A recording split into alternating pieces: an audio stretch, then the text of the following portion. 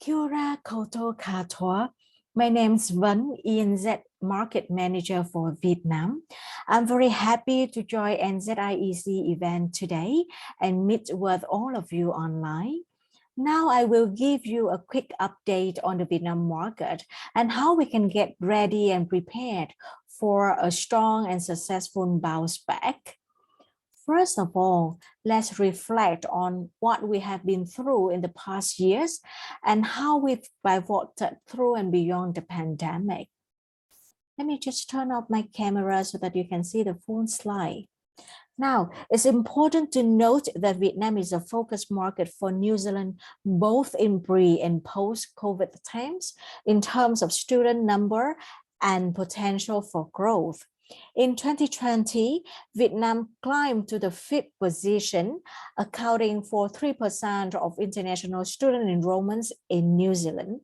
And if you look at the graph here, you can see that university is the largest subsector with 48% of Vietnamese student enrollments. But the market growth indeed has been led by the school sector with 80% growth between 2017 and 2019. This means $50 million uplift per year. And currently, Vietnam is the only market in East Asia region that has a good balance of enrollments of high-value students in both school and tertiary sectors. And it has done pretty well in both areas. Besides, it is worth noticing that the percentage of Vietnamese students enrollments outside Auckland accounted for more than 50% and has been improved over the years. So this is a very encouraging signal for institutions located outside Auckland and definitely enhance the potentials of promoting different New Zealand regions to Vietnamese parents and students. Also, the awareness, consideration and preference for New Zealand have very strong for potential Vietnamese students, and 86% of Vietnamese students rated their overall experience in New Zealand very, very positively. And here are some high impact initiatives that we've implemented in Vietnam. First of all, that is the New Zealand School Scholarship and ZSS. So this is a flagship initiative for our school sectors here in Vietnam. And Vietnam is the first market to develop a very dedicated New Zealand schools development strategy. And NZSS is the key initiative under this umbrella strategy. NZSS is not just a platform to recruit highly performing students, but at the same time, help New Zealand schools a lot in branding themselves here in this market. Also for the school sector, we've seen increasing interest in school-to-school virtual collaboration, which resulted in direct relationship building between New Zealand and Vietnamese schools. And this helps a lot in building up good students pipelines for New Zealand schools through students exchanges and summer study programs. The next one is a New Zealand Future Skills Camp. So for this initiative, we engage year 6 to year 10 students to promote New Zealand education. And this is an excellent platform for our edtech players to test and gain credibility in market by offering local students opportunities to experience the innovative products. So for example, this year, when we implemented this Future Skills Camp, we collaborated with Code Avengers to present to the local students opportunities to explore coding and computer sciences programs. As for tertiary sector, we've managed to introduce micro-credential scholarship scheme so that we can present a new product targeting working professionals in this country and leverage it as pathway to onshore degree study. So the initiative aims to unlock a potential pathway product dedicated to the recruitment of level 8 and level 9 students instead of the usual traditional pathway products for only undergraduate programs. Also, we've assisted New Zealand universities in promoting articulation job programs with local partners through our Future Proof series. we prompted a range of local institutions to run a series of promotional campaigns of their own to promote New Zealand education and New Zealand university partners. Now, as we reconnect with the market, it is important to evaluate the market's prospect. We've seen Vietnam bounce back faster than expected. The GDP growth in the second quarter reached 7.7% year on year. And according to a recent survey by PwC, Vietnam will be among top 20 world economies and top 10 in Asia by 2050.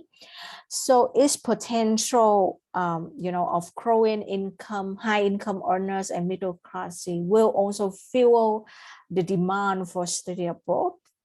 Also, Vietnam is now fully open to international visitors. No test required, no declaration required. And Vietnam also ranked 9th in the world for total administered vaccine doses. We are also back to organizing large-scale events, for example, the 31st SEA Games, with the participation of 11 countries in the region. So Vietnam's strong bounce back is looking very promising both for student mobility and internationalization delivery. In terms of student mobility, Vietnam also ranked very high, top 6, top 7 source market overall for English-speaking countries. And its demographic and household spending for education also look very positive and favorable for studying abroad. And it is not just for tertiary students. According to IDP Vietnam, they have seen increasing interest for going abroad for secondary school study. And while that demand dipped during the pandemic, it now recovered, when the borders are open again. And in terms of internationalization, we've seen growing appetite of Vietnamese government for international engagements and Vietnamese institutions for quality and ranking improvement. Vietnamese government also pushed very hard for the digital transformation in education to enhance lifelong learning. And talking about internationalization, TNE, transnational education, has been in the spotlight recently as local institutions are more and more hungry for fully delivered programs or franchise programs. And students here opted for the low comparative cost of obtaining a foreign degree with the option, to study overseas in their final year if they want. And to further illustrate that, I got here a quote by the Director of Education at British Council Vietnam. So for UK, they've got about 5,000 students studying TNE programs in Vietnam versus 2,700 study visa, which were issued to Vietnamese students last year, just to make a comparison.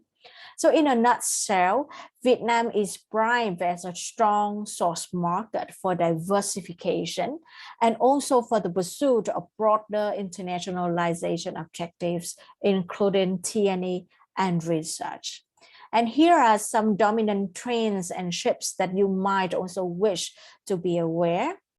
First of all, we've seen more in market hubs and campuses. So for example, here you can see Study Melbourne established their own hub in Ho Chi Minh City. Into also established their flagship University Access Center in Ho Chi Minh City. And then Swinburne's announced their plan to open second Vietnam campus in Da Nang. And foreign K-12 school, for example, in this case, Uppingham School from UK, also wants to open their Vietnam campus. And then when we are talking about 2+2 programs or fully delivered programs, Australian universities are already discussing with their local partners about online degrees for local learners.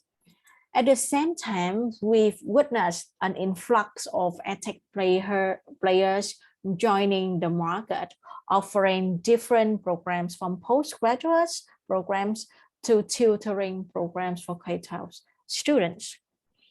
Also, we've seen more and more online offshore marketing from universities overseas to promote their executive online executive courses or postgraduate programs. And we've also seen a growing ecosystem of in-country representatives, especially from Australian universities, and also the advent of new master agent platforms such as Advantage or Apply.Bo has also increased the choices on offer for agents and also for the Vietnamese students. In terms of students' decision-making process, we have to admit that it takes about years and years for Vietnamese parents and learners to investigate, different options for study abroad. But at the same time, this decision-making process have also changed. So it's important that we note these changes. For example, in terms of motives, the primary motivation for students, when they want to study abroad, was to enhance their opportunities, which include migration opportunities. And more Vietnamese students want to gain skills and knowledge to help Vietnam prosper, or in another word, they have strong social conscience when they go and study abroad. And this has become the second most popular motivating factors for Vietnamese students. In terms of drivers, the cost versus benefits analysis have become more and more important for Vietnamese students. Even at high school age, they are very, concerned about this. And finally, in terms of information, research, and getting advice, to your surprise, I hope not, about 92% of students and parents here still want face-to-face and physical counseling.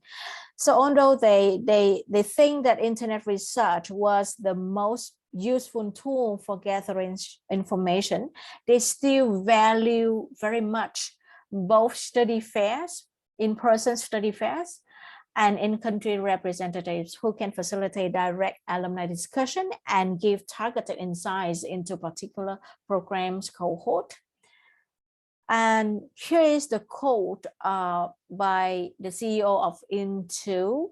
She emphasized a lot about face-to-face component in any effective marketing campaigns here for Vietnamese students, and how to tailor in the whole process to the Vietnamese process.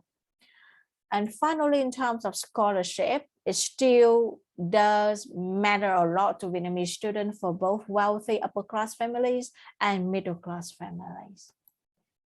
And now, in such a highly competitive context, how could our New Zealand providers, can build back better for a stronger future? So here are the NZ's activities for the rest of the year, and we hope we can also work very closely with you guys to win our Vietnamese students back to New Zealand. So we're still very much focused on schools and tertiary sector. And at the same time, we are eyeing opportunities for our EdTech players as well. For the key events here in Vietnam, we have agent seminars where we facilitate one-on-one business matching sessions for our New Zealand institutions and in-market agents. So they are scheduled on the 28th of October in Hanoi and 31st of October in Ho Chi Minh City.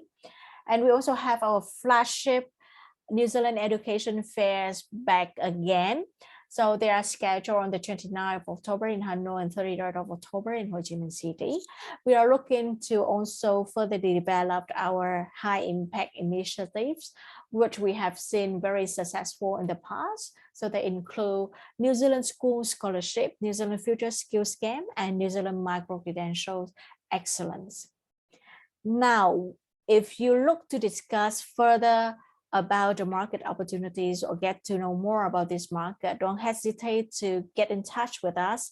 And these are the contact details of the Vietnam team. Okay, that's it. Thank you very much. And I hope you enjoy the NZIEC sessions. Thank you, KT020.